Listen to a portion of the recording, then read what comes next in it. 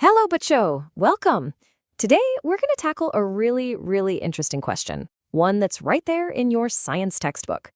Is the stuff all around us actually pure? I'm sure you have, right, on packs of milk, ghee, maybe even juice. And what do we think when we see that word pure? We think, this is good quality. No milavat, no adulteration, basically that nothing bad is mixed in it. But here's the twist. For a scientist, the meaning of pure is totally different. It's not about good or bad. For them, pure means something is made up of only one single type of particle. Every single tiny bit is exactly the same. So, get this. That glass of milk you drink every morning, thinking it's so pure, well, to a scientist, it's actually a mixture. It's got water, fat, proteins, all jumbled up together. So scientifically speaking, it's not pure at all. Mind-blowing, right? So let's dive deep into this and find out what's really going on. All right, so to really get our heads around why milk isn't pure in the scientific sense, we have to start with the basics. And the most basic question is this: what is a mixture? Well, it's pretty simple, actually. A mixture is when you have more than one kind of pure substance just hanging out together in the same place. But, and this is super important, they are not chemically bonded. Think about it. The salty seawater, the soil in a park, even the very air we're breathing right now, all of these are mixtures. Okay, now not all mixtures are the same. They come in two main flavors, you could say. First, we have homogeneous mixtures. Homo means same. In these, everything is mixed so perfectly that you can't see the different parts. Imagine stirring salt into water. It just disappears, right? The mixture looks the same everywhere. Then you have heterogeneous mixtures. Hetero means different. Here, you can totally see the different bits and pieces. Like when you put oil in water, no matter how much you stir, you'll still see those oily blobs floating around. So, to really understand these different types of mixtures, let's do what scientists do. Let's experiment. We're going to do a little virtual activity now, a bit like the one in your textbook. Imagine our class is split into different groups, and each group gets a different challenge. Ready? Okay, let's start with Group A. Their task is to take a little bit of copper sulfate and mix it into a beaker of water. They stir, and poof, it dissolves completely.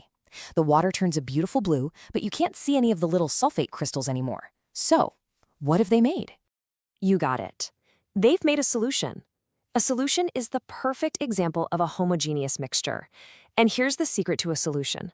The particles are super tiny. So tiny, you can't even see them with a microscope. And because they're so small and light, they just keep floating around and never ever settle at the bottom. That's what we mean when we say a solution is stable. All right, next up, Group C. Now, their job is different. They have to mix chalk powder into water. What do you think happens here? Does it dissolve like the copper sulfate? No way, right? The little chalk particles don't disappear. They just swirl around, making the water all cloudy and milky. This, my friends, is called a suspension.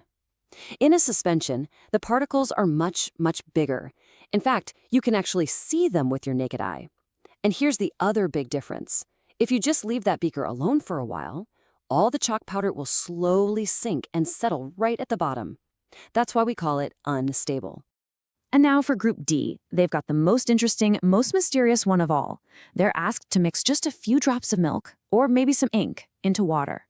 Now, look at it. It looks perfectly mixed, right? It looks homogeneous, but is it really a solution? The answer is no. This special kind of mixture is called a colloid, and milk, our original example, is the perfect colloid. See, it looks uniform, but it's secretly a heterogeneous mixture. The particles are bigger than in a solution, but still small enough that they don't settle down. They're in that sweet spot, that perfect middle ground. And because of their size, they can do something pretty magical with a beam of light. This amazing trick with light, this scattering of a light beam, it has a very cool scientific name. It's called the Tyndall effect. You see, when the particles are just the right size, not too tiny like in a solution and not too big like in a suspension, they can hit a beam of light and scatter it in all directions, making the path of the light visible. And you've definitely seen this in real life. Have you ever been in a forest or a dusty room and seen those beautiful beams of sunlight cutting through the air? That's the Tyndall effect. The little dust particles or the tiny water droplets in the fog are acting like colloidal particles and scattering the sunlight for you to see. It's really beautiful, isn't it? Okay, phew, that was a lot. We've talked about solutions, suspensions, and colloids. So to make sure it's all crystal clear in our heads, let's put them side by side and do a quick recap. Take a good look at this table. It summarizes everything we've just learned. And do you see the main thing that changes everything? It's the particle size. Look, solutions have tiny particles, colloids have medium-sized ones, and suspensions have large ones. This one single factor, the size of the particles, is what determines if the mixture is stable, if it shows the Tyndall effect, and if you can separate it by filtering. This table is super important, Bacho, so pay close attention. Okay, so now we are experts on mixtures, but let's circle all the way back to our very first question. If milk is a mixture, and air is a mixture, and even soil is a mixture, then what on earth does a scientist actually consider to be pure? Well, for scientists, there are only two categories of pure substances. First, you have elements.